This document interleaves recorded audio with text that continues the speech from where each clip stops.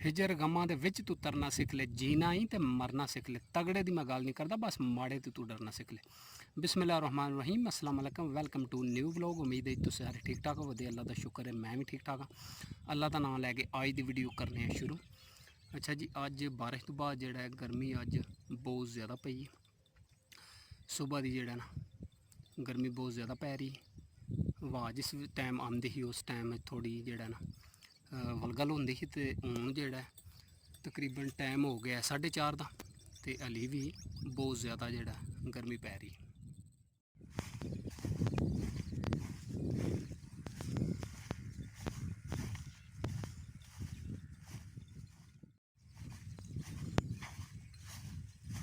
अच्छा जी, मझां की जोड़ी लियांदी नवीं, 3-4 दिन ही होए ने। वो माए तो जदों लियांदी उदों ही दूजे दिन खोल ली नाल जी अगली झोटी। यह जी मझ पिछे वड्डी है अज ही खोली।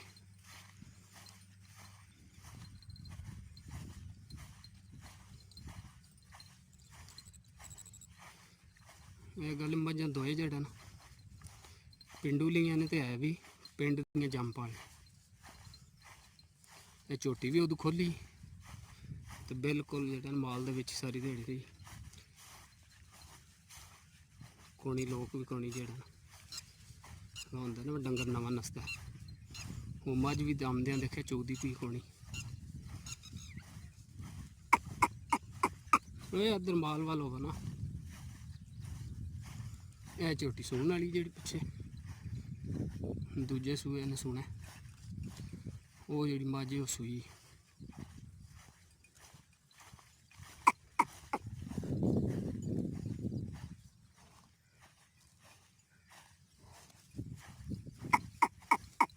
अदर आ ना,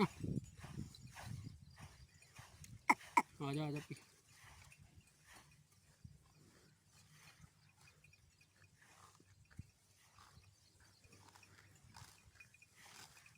मझ जी तकरीबन 4-5 महीने की सूई है।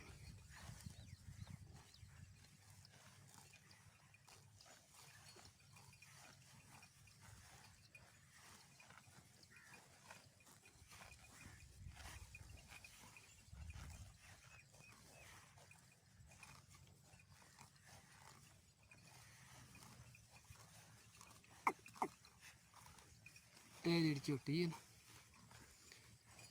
ऐसी माई दी पिंड विच, ते उस माई दे मगर कट्टी ही निक्की जी। ये फिर उन्हें पाली तो एक सूआ अगे सूई, हूँ दूजा सूआ सूना।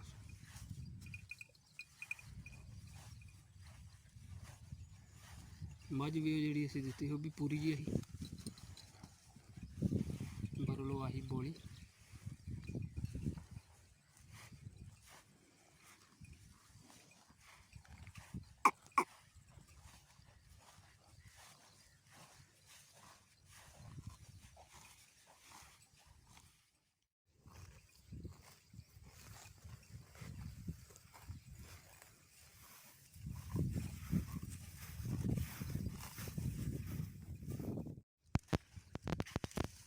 देखो जी, अल्लाह ने सामन लाए बारिशां की जो सामन वाहवा हुई, घा भी माशाल्लाह चंगे बरियालें चढ़े।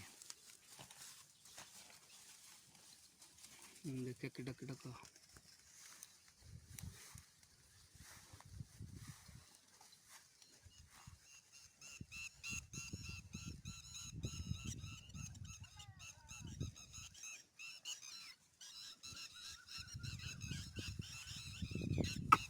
ना मार से चुगन दे उन्होंने के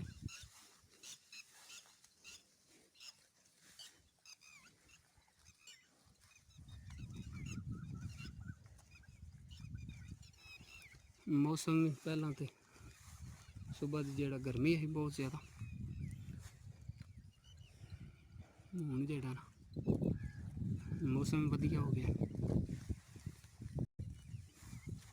टाइम 2:30 का हो गया।